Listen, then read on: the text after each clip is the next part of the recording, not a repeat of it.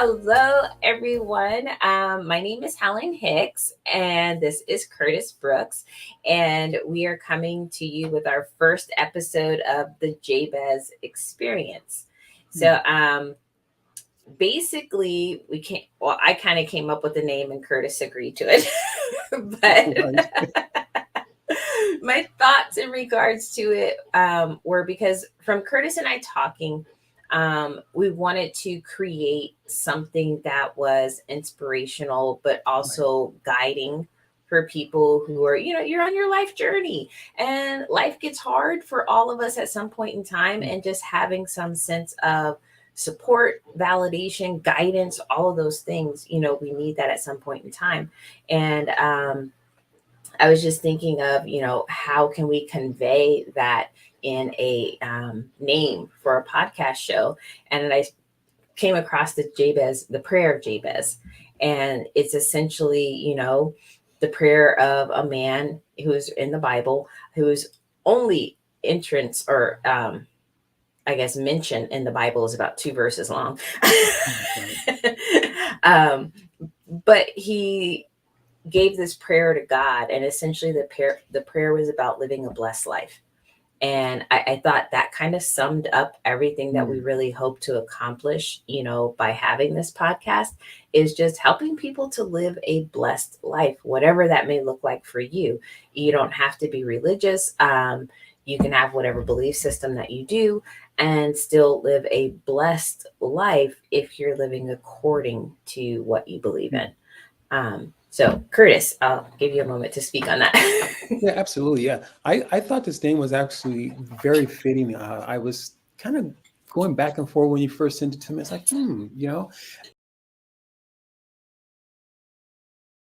but interesting enough, I had actually been reading the prayer of Jabez in First Chronicles chapter 4. I've been reading that prayer just actually the last several months, and so it actually kind of stood out. So I did actually have to sit with it for a moment.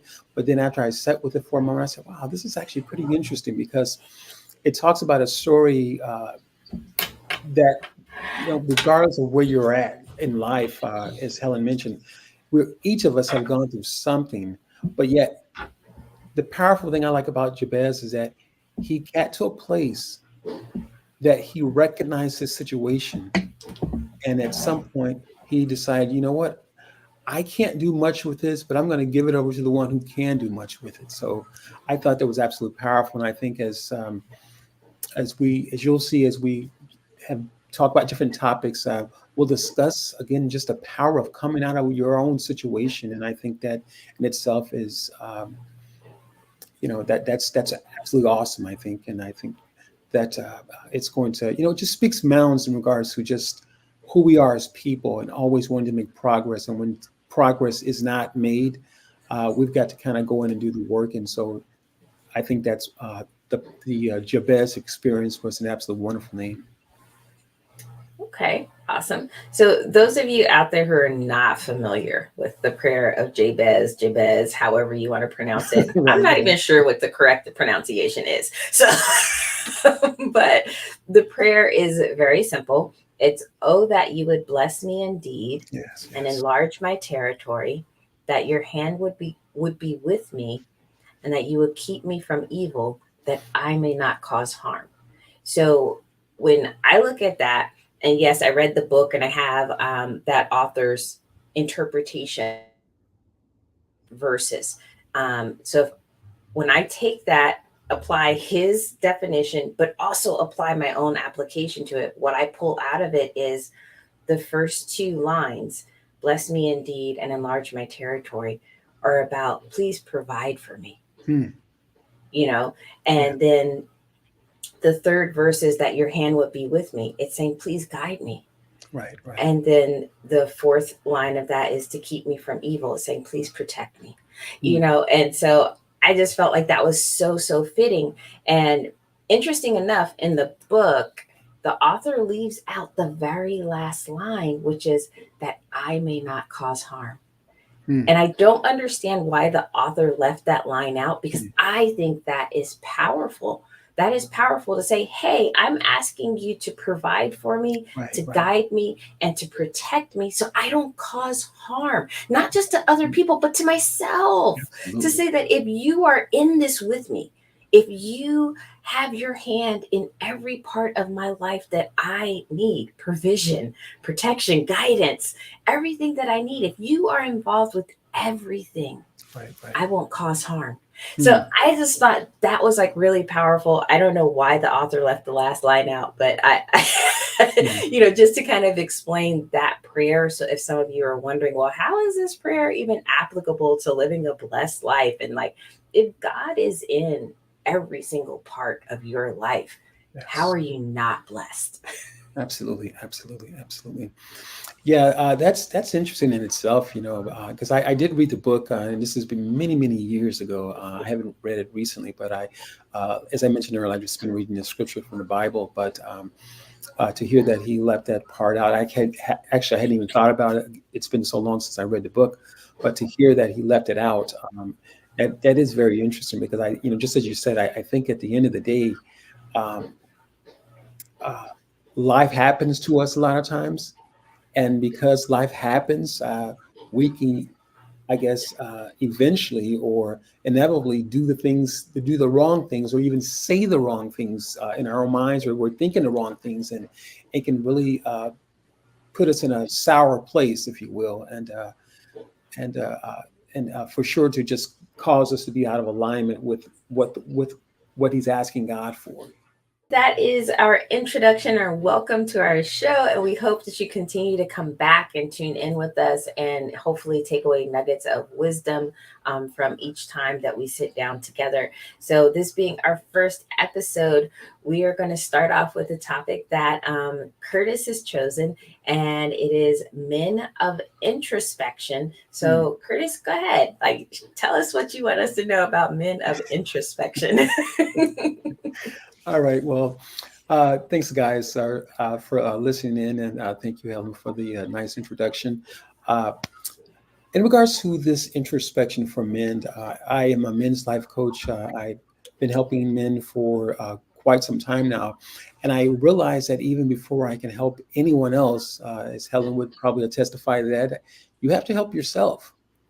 And it can be very difficult to try to put, as the flight attendant would say, make sure you put your own mask on before trying to help someone else. So it can be very difficult trying to put someone else's mask on, and you're trying to hang on and survive yourself. And so for me, it's been a long time coming in regards to this introspection. So as far as this introspection, I think it's gravely important for us to do this introspection as men. And as a whole, obviously doesn't necessarily just apply to men, but people in general, because I think that the day sometimes gets carried away from us, if you will, so to speak, and we forget to look back on those things. And I think for most of us, that introspection a lot of times happens at nighttime when we lay our heads in a pillow.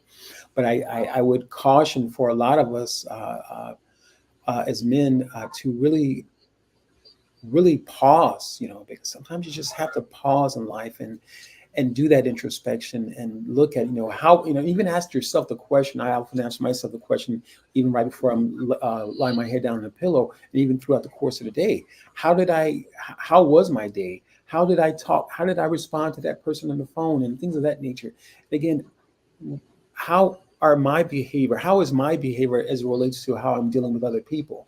That's absolutely important. And it's not so much how people are dealing with you, but what we're returning to them. So what we're not so much taking in, but what we're returning to them is hugely important. So the introspection piece is, I mean, if we can get that down as men, we can find ourselves really uh, coming to a place where we're doing the healing, we're doing the necessary work. And obviously, if you need some help, myself or Helen, we're available for you. But by and large, the introspection for men, I don't think a lot of us are doing that, unfortunately, uh, because I think that when you do the introspection, at some point, you get to offload stuff, if you will. you get to kind of offload that stuff that's on your plate, offload that stuff that's on your chest that you're burdened with. Life in itself can be a burden, and many different systems and things that we're walking into unknowingly and knowingly.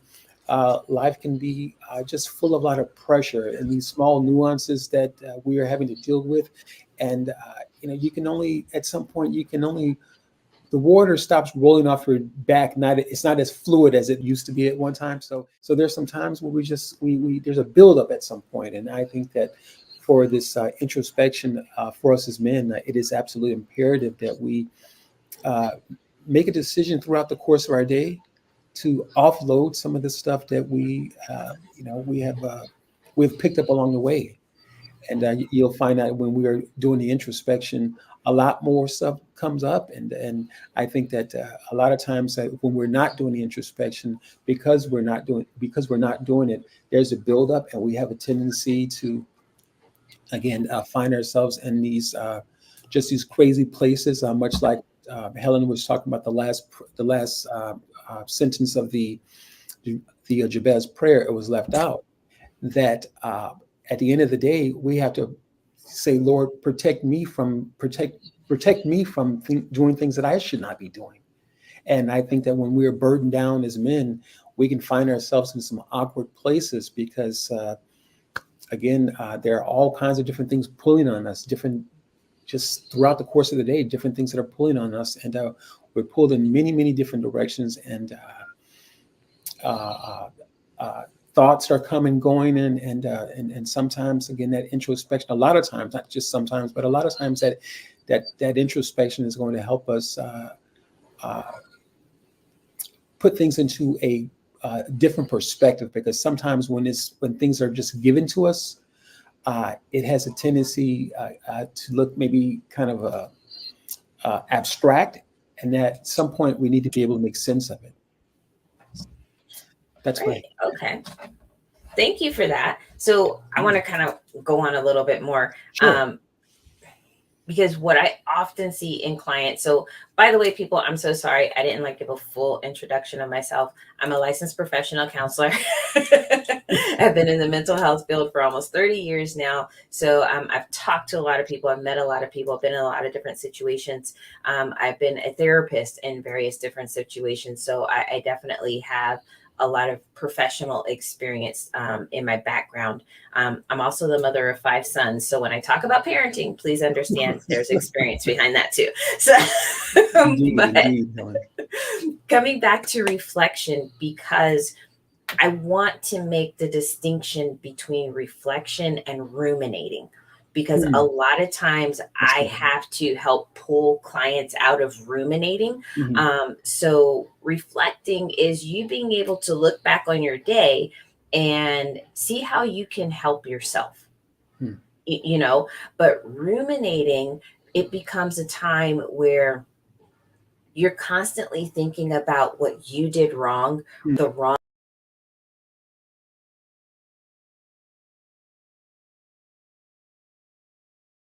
anxiety or anger. It is not helping you to feel calm, because Curtis, what you're talking about is a person is reflecting and they're releasing, these burdens. They're releasing all these things that they've been carrying around with them. Sure. Ruminating, however, is piling it on. It's right. Absolutely. Ruminating is where you are just saying, oh yeah, and this, I'm going to be angry about that, and I'm going to be angry about this, and I'm going to beat myself up about this thing, and this is the other thing that I did wrong. So I really want to make sure that if you're going to reflect, then you're truly reflecting. Right. And you're not falling into this very harmful pattern of thought and pattern of behavior where you're either beating yourself up, because my perception of people beating themselves up, I always have this little vision that I like to share with people. It's like having a broken leg and then taking a bat and beating the leg and saying, get better, get better, get better. Right. Absolutely. Yeah.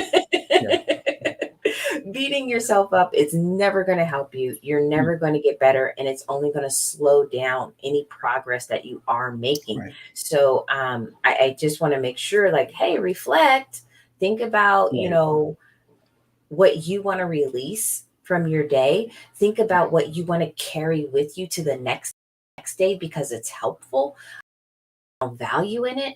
But all the stuff that wasn't valuable, all the stuff that's really not going to help you be a better you tomorrow, Mm. let it go. Yeah, absolutely, absolutely, absolutely. Yeah, I love what you said there, Helen, in regards to the ruminating, because like you said, if you're not, if an individual or we as men, if we're not counseling that part out of this introspection, if we're not removing that ruminating, we can absolutely, just as Helen just mentioned, we can find ourselves sulking in something rather than actually doing the work. And interesting enough, as we are doing this introspection, it's important to feed our minds with something different. It really is. I believe it's important for us to feed our minds with something different. Or, I find myself a lot of times listening to messages when I've had a long day, uh, just out and about and just being busy and sometimes being busy for no apparent reason. I find myself just having to just kind of just wind down, take some deep breaths, and find a good message online on YouTube or something like that, and where I can just sit with it and just deposit something in my brain that's different than what I've been hearing. Because again, this part of this ruminating, this that Helen just mentioned, we can find ourselves going just around and around the mulberry tree over and over, and trying to make sense of something. And at some point, you get tangled in the web that you created for yourself. Right, right. So I want to add to that because I think Mhm. that's great what you just said, because it reminds me of a saying. So I heard the saying in an audiobook, and that person was quoting someone else. So please, I do not know who the original quoter of this is. But what was said is that the mind that created the problem Mm. cannot be the same mind that Yes. solves it. Well So when said. you're talking about you're listening to other people, you're hearing this person's perspective on this and that person's perspective on that, then you are incorporating different mindsets Yes. Yes. and Yes. different perspectives of whatever that issue may Mm. be. And that's how you can solve it. Because if you are the one who created the mess, Right. it's really hard for you to see it as mess. Absolutely. Absolutely. So Well said. you need that different perspective to come Mm. in and say, that's a mess. Yeah, absolutely. It's like saying, I guess it's like saying I created this mess and let me get myself out of it. Right, right.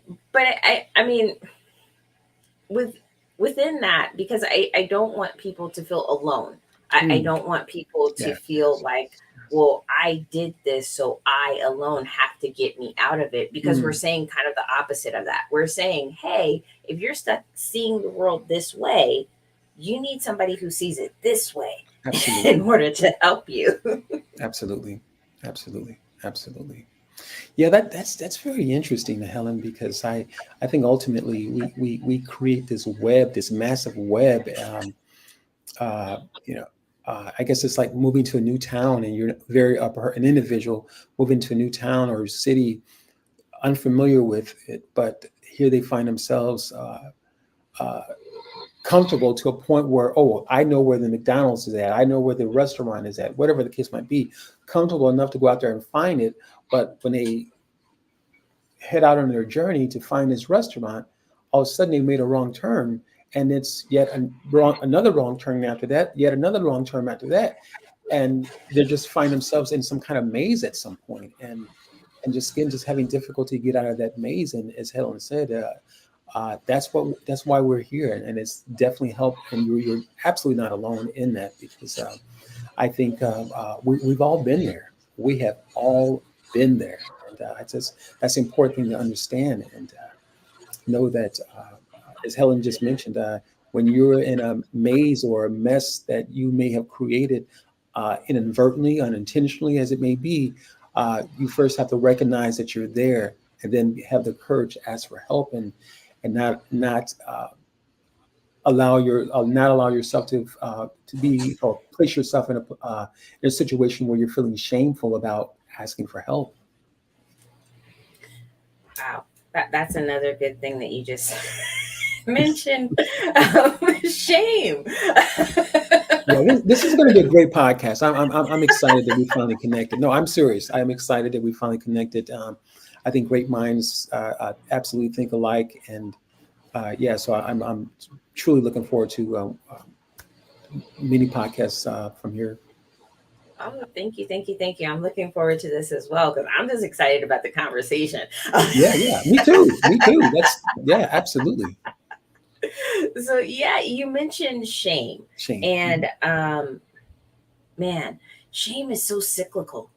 Like, Mhm. I don't know if people understand it as that. So you have like something that happens in your life, and for whatever reason, you're blaming yourself for that thing that has happened. Maybe Mhm. you had something to do with it directly, maybe it was indirectly, maybe you Right. didn't have anything at all. Maybe you were a victim in this particular situation, but something happens in your life and then you're blaming yourself for it. So then the Mhm. shame kicks in.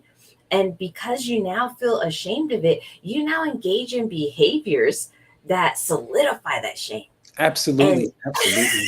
Yes, yes, yes. and then it just keeps coming back to Mm. that initial event. Oh, remember, because you're the person who caused this, you're the person who did that, you're the person who failed, you're the person who did, and you keep going round and round. And it's like wearing this deep groove into you Yeah. that you see no value in yourself at Mm. all after you've gone through this cycle a couple of times. And if you're someone who's been carrying shame and guilt with you for years, then oh my goodness, you probably can barely even see the light of day that you've worn this groove so deep.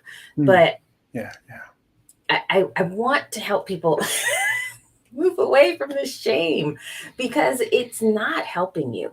I mean, as much as people carry it around and they say, oh, well, I did this thing, so I have to carry it. It's my cross to bear.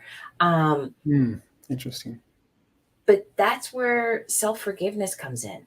Yeah. That's where forgiveness as a whole comes in because, I mean, we're going to get spiritual for a minute here. Hey, let's do it. Let's do it. Because God didn't nail you to that cross, you nailed you to that cross. Absolutely. And God is not looking for you to sacrifice yourself. The sacrifice has already been made. Let's Yes, move yes, past it. yes. All it is about right Mm. now is receiving the forgiveness that is already there for Yeah, you. yes, yes, yes. And that's where that self forgiveness comes in because sometimes other people can forgive us and they can be past it, but you're still beating yourself up because you're holding on to that shame. You're holding on to that lens by which you are seeing Right, yourself right. and the rest of your life rather than being able to clean the lens off and Yeah, say, you know what? It happened. It's over. It's done. I don't have to be that for the rest of my life. absolutely, absolutely. I love what you said about the tire spinning itself. Just just and I'm from Chicago originally, and so when you mentioned about the tire spinning, it makes me think about the harsh winters that were in Chicago, and so the vehicle tires being stuck in the snow. The faster you're spinning the tire, at least you got this brave idea, this brilliant idea that you're going to get out of it. But if you don't know what you're doing, uh, obviously, the next thing that person will do will give it more gas, give it more gas, give it more gas. And you're from Chicago, you got to know that you've got to have this rocking motion. Just you need this rocking motion, and to assist you with getting out that situation. And so, as just as Helen had mentioned, shame is it's a burden that we end up carrying that similar to she mentioned earlier about in our own minds that we caused it and we should fix it and we shouldn't have done it and I think ultimately it just prevents us from showing up in so many other aspects in our lives. Right. It has a way of just tainting so many different things. So rather than seeing with a level of clarity, we end up seeing through rose tinted shades, if you will. Right. Yes. Okay. So, I mean, building on this still and continuing with shame, I want to encourage people to talk about it. Like Yeah. whatever it is that you're holding on to, that you're feeling ashamed of, you're feeling guilty about. I want you to talk about it. And I know a lot of people are kind of like, oh, that's the last thing I want to do. I don't want to tell anybody I did and I was a part of. And Mm. but talking about it, releasing it is a way of letting go of the shame. Because if Absolutely. you're releasing it to the right people, those right people aren't going to hammer you down and they're not Mm. going to, um, beat you up for having been in whatever Right. position that you were in. Then those are the people who are going to say, you know what, let me help you come out of, that cycle that you've been in. Let me lift you up to higher ground. Let me help you see you from a different perspective. Let me help shine up those lenses so they can be a little bit rosier. you know so definitely, being able to talk about it, and like I said, to the right people, because not everyone that you can talk to about it is the right person to talk to about it. Now, Helen, I have a question for you. Now, do you find, and we're still talking about shame, now, do you find that if your clients get to a place where they're sharing certain things with you, and perhaps that thing before, unbeknownst to you, so before they share it with you, they may mention about something they're feeling shameful about. But do you find your clients, once they do talk about it, and in their minds they've made this small thing, seemingly a small thing, but made it out of a mountain, if you will. So when your clients finally share that situation or something they're ashamed about, do you find it for you where it's like, wow, that's not that bad? That was, do you find it? How often does it happen? um I think more than 50%. Mm, That's all I can say. I don't right, have an exact number right, above right, that, right, but I would right. say more than half the time that Mm, clients have been holding on to something that they are so ashamed of. right. And I would say even the majority of those times, they were a victim to some Mm, extent. yeah, They yeah. were a victim of certain circumstances or other people's actions or whatever it Mhm, was, but they're holding this shame. yeah, And when they talk about it, and like I said, to the right people, yeah, then you get a different perspective where it's like, absolutely. what? Mm, That wasn't my fault. I didn't do that. I didn't deserve it. I didn't somehow bring this onto mm, myself. What? And that is such a relief for yeah, so many people that it's like you just opened up the jail cell. yeah, And you just said, absolutely. You're free. You don't have to Mm, carry this burden anymore." And it was never your burden to carry. But mm, yes, I would more than half the people who share whatever it is they're carrying around in mm. their pocket of shame, it's never as bad as they think it is. And even for some of the clients that I have worked with, who they've shared certain things, and I'm like, ooh. In your head, of course, right? I'm gonna be honest. My face says a lot, so even if it Mm, doesn't come out of my mouth, a lot of times people are like, I got it."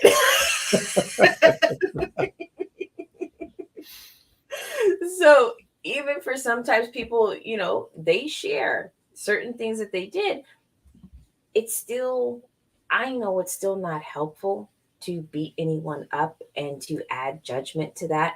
mhm, And I'm still going to be that person there helping you with self forgiveness, mm, because I look at self forgiveness this way: most of us do not do whatever it is we've done with the intention of getting the outcome that we have.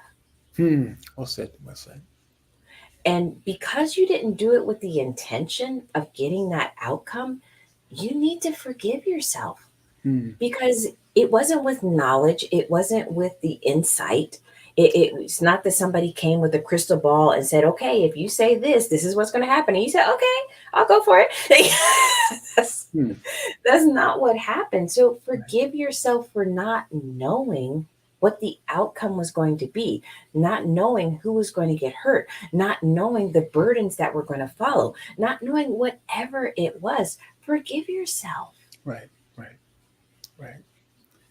Yeah, that self forgiveness is a huge piece, and I think whether it be the shame, the self forgiveness, and again, just a host of other different things that people are dealing with, um, it does place potentially. It has a it can place us in different situations, if you will.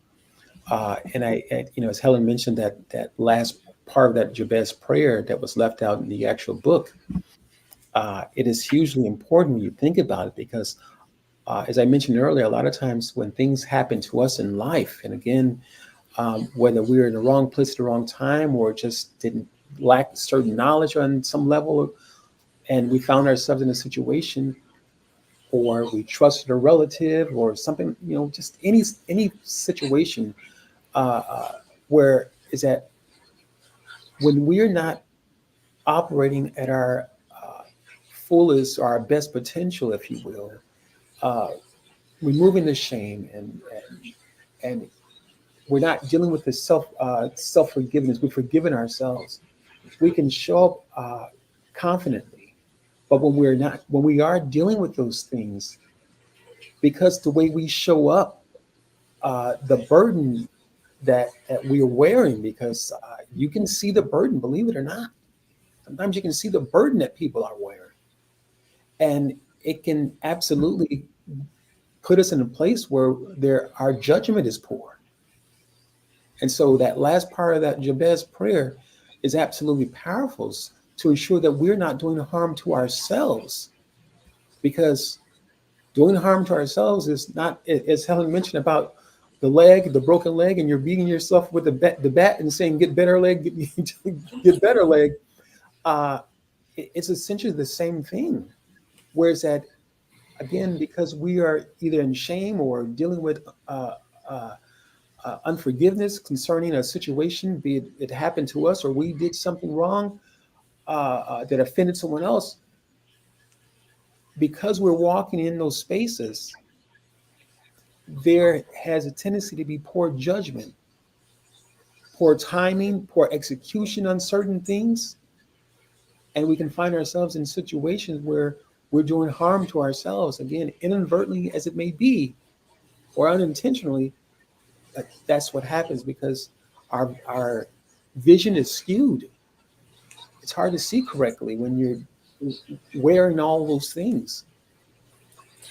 Absolutely. I mean, and you sharing that, I mean, I like our back and forth. We're just kind of adding layers to it. But what that reminds me of is projection. Like, Mm, we're always in a state of projection. And I think it's important for us to remember that for ourselves and to remember that for others. mm, Because if you're in a situation and you're uncomfortable with the situation, I think the first thing you need to do is ask yourself, am I right? Am I in the right state right, of mind? Am I in the right state of perception? right, Am I coming from this in a place of, hey, I took care of me. I had my time of reflection and right. introspection, and I had my time of looking at what I need to work on, and I know where I'm at. And Mhm, like, are you in that place to where you can genuinely say, okay, I checked my stuff? right, right. And whatever you're receiving from someone else, it's them projecting their issues onto you. Like, they Mm, haven't dealt with their stuff. And because they haven't dealt with their stuff, that doesn't mean it's now yours. right. And that you have to take care of that, and you have to deal with their attitudes and whatever else is going on. But I also don't want you to internalize that, because I think that's where a lot of people go. That if this person over here treated me a certain way, then I must have deserved it somehow. I Hmm, must have did something to, let that person know, like, you can treat me this way, that it's hmm, okay. I deserve this. I can be your doormat or whatever. right. Not necessarily. Like, people are projecting. They're taking their stuff that they haven't dealt with, and they're throwing it out there onto the world. Hmm, And if they haven't really looked at their need to see, let's say, unfairness in the world, right. if they haven't looked at their own need to see unfairness in the world, because if they see unfairness in the world, then it justifies, perhaps them not giving 100% of their best because they can say, oh, well, you're just not being fair, rather than looking at the fact, well, I didn't come correct. Hmm. They get to pass on that sense of responsibility rather than taking it on. So if they're in their place of needing to see unfairness in the world to justify their behavior of not showing up 100%, and then you're not seeing it as Hmm. their projection and you're internalizing it, and you're saying, oh, well, I must not be showing up 100%, Hmm. but that's their stuff. Right. I know this is like a really complicated dynamic that I'm getting into. No, no, this is good, Helen. This is good. I like this. This is good. So, okay, I appreciate you.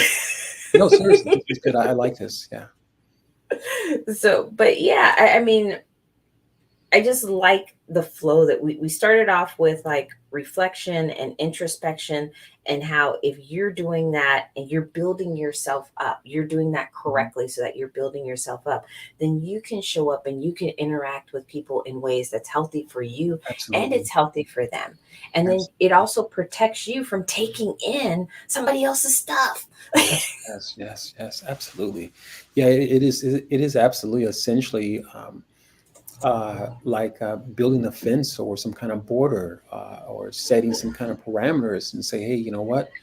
Especially when we've dealt with our stuff, we dealt with our own perhaps rejection, unforgiveness, shame, whatever the case might be. When we've dealt with our stuff, and you're all better now to a degree, it becomes difficult to let those things back in, or to open the door, and you're much more mindful or aware of what that looks like now. And again, like as I mentioned earlier, this is getting back to that proper judgment. I now, because I'm healing or I dealt with a certain particular inadequacy or that I was dealing with, uh, I can bring the proper judgment back now to that certain area. I can see clear now. So rather than trying to take the speck out of my brother's eye and not recognize that I have an entire plank in my own eye, it truly becomes again less of a burden, less of a situation. And so I think you can also, you at some point you put yourself in a place where you're able to help others at some point. Right. But I think that's the power of healing, the power of just as Jabez, as the we talked earlier about the prayer of Jabez, is that where I mentioned the prayer is regards to Jabez being able to say, hey, you know what, Lord, this is where I'm at. The situation is not ideal. It has not been ideal because the scriptures say that he was born in sorrow. He was born out of a situation where his mother wasn't happy, and that matter of fact, his name meant sorrow. And so he came to a point where it said, hey, you know what? It is what it is, but I don't accept it. So I'm going to go to the one who can, I'm going to seek help in this situation because he obviously couldn't fix it himself. Right. Right. So you said something that I don't even know if I want to jump into that. Let's do it. Let's do it, Ellen. But you talked about not accepting your situation. Yes, yes. And I think that's big. And I don't know, maybe that'll be a whole different show, later on. But I think there's a wisdom to that. There's a wisdom of knowing, okay, this is a situation you have to sit in and you have to work Mm, through, yes. because this is part of your process of getting to your next level, making your next steps, whatever it is.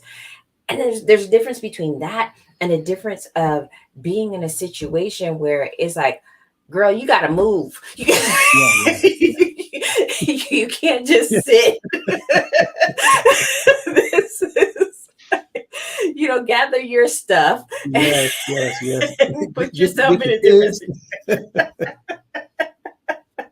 kids. Yes, I think that is wisdom, knowing the difference yes, yes, between yes, yes. and I don't want to say my cross to bear, because honestly, like I said earlier, the sacrifice has already been made. I'm not encouraging people to hang on to this idea that you have to be the sacrificial lamb. There's already been one. You don't need Right. to be the second coming. So, Yes. but Yes. it's about having the wisdom to know this is a situation that is giving you what you need for the next step Hmm. of your journey. Ooh, I This is like a that. situation that is, it's, I'm losing my words. I'm sorry. It's building you up somehow versus a situation that is tearing you down, Hmm. because it is never God's will to tear us down. Not at all. Hmm. You know, God is all love, 100% love. And love is always about building you up and helping you and guiding you. And Hmm. that guidance is only painful when we are bumping heads with it. When, God is trying to say, okay, you have some behavior going on here and it needs correcting. Hmm. Let's try to move you into the realm of correction. And when you're doing this and you're like, I don't want to be corrected. Right. Right. Right. Right. That gets painful. That gets really painful when you stay somewhere you Jeez. shouldn't be. Yes. Hmm. But it is wisdom to know, like, hey, when God shows up, God is helping to pull you up to a different level. God is never sitting here beating you down saying, "Oh, because you did that, you deserve this now." And you have to be punished and you have to be broken down and you have to deal with all this abuse and shame and all. That's not God. And so I Absolutely. think it's important for people to know the difference in, like, Hmm. when do you stay in a situation because it is helping you, and when do you recognize this isn't helping and you need to leave? Hmm.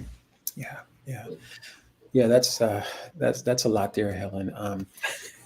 Yeah, that's a lot there. A lot.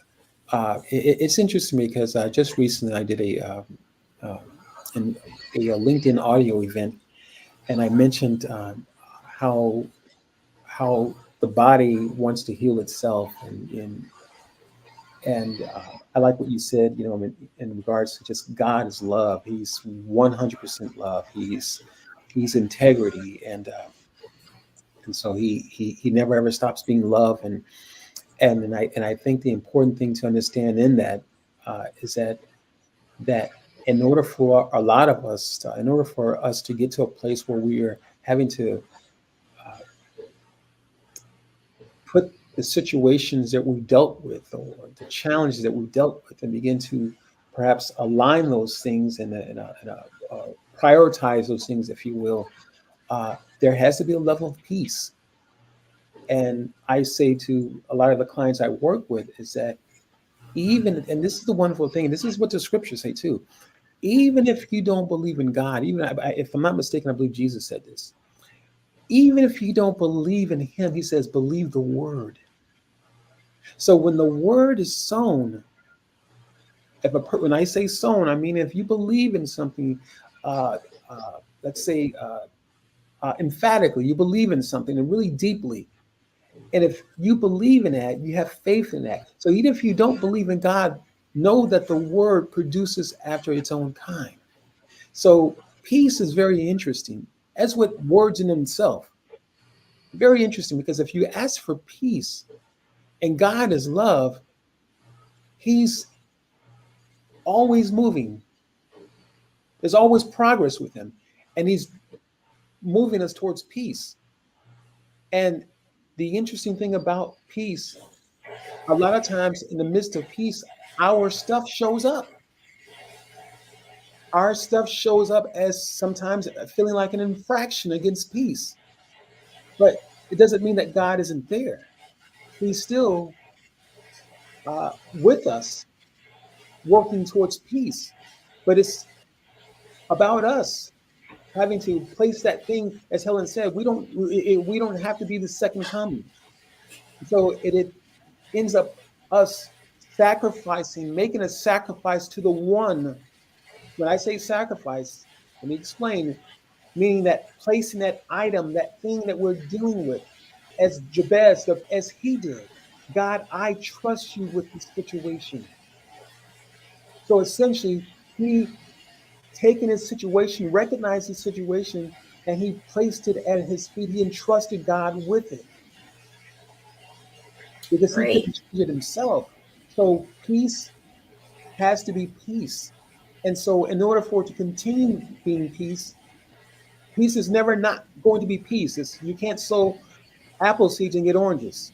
So if you sow peace, you're asking God for peace. Know that our stuff at times will come up so that we can deal with it and we can be on this perpetual road or avenue working our way towards peace. Right. Absolutely.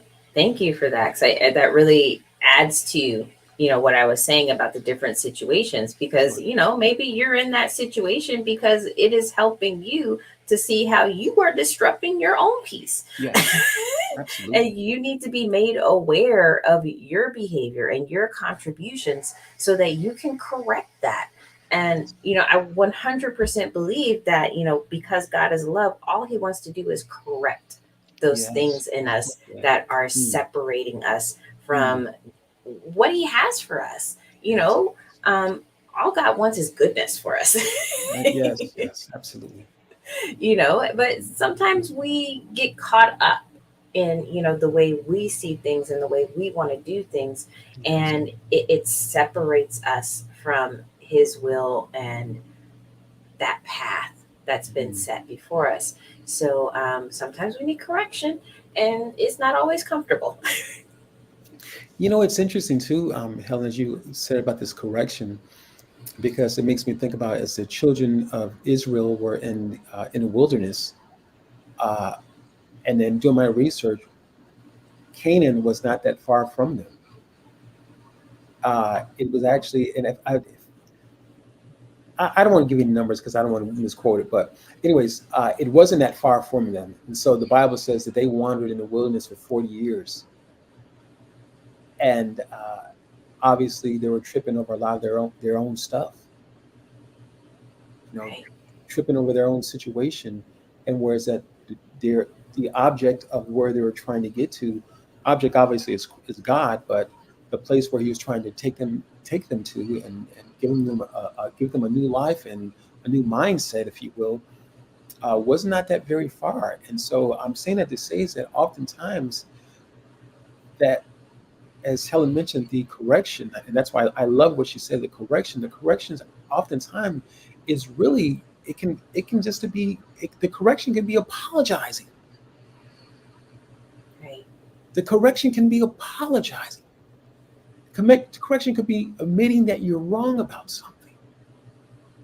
The correction could be sitting down and giving a particular behavior that you displayed. The correction can be looking at that and asking yourself, why did I do that? Where did that come from? Right.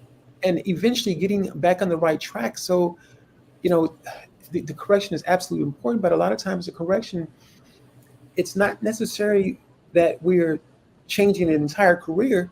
It could be just a matter of changing our attitudes about something. Or as Helen mentioned earlier, talking with someone who has a different mindset or views what you're going through from a different perspective, and that can give you some insight. So it doesn't mean that you are chopping your hair off or going bald or you've got hair down to your ankles now.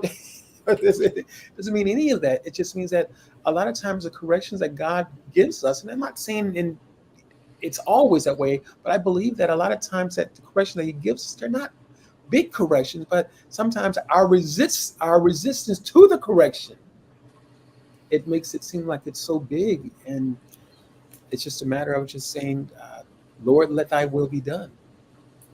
Right. Absolutely. So we're coming to the end of this for this episode. So I just kind of want to reflect because that's where we started. Yeah, this is We good. started off with Men of Introspection, which is really just about making that time for yourself, because I will absolutely tell you that if you think it's just going to arrive and Right. that you're just going to have that time, it Hmm. magically appears. It will not. No, yeah, So absolutely. making the time to reflect on your day, and reflecting being looking at how you showed up, you know, what you contributed to your life, your circumstances, to other people, and looking at what you did that you're proud of, and being able to encourage yourself to keep moving in that direction, and anything that you said or did that maybe you want to correct for the next time, and including other people, God, whoever you believe in, whoever is in your support circle, um, anyone who can add a different viewpoint that will help you be a better you tomorrow than you were today. Absolutely, absolutely.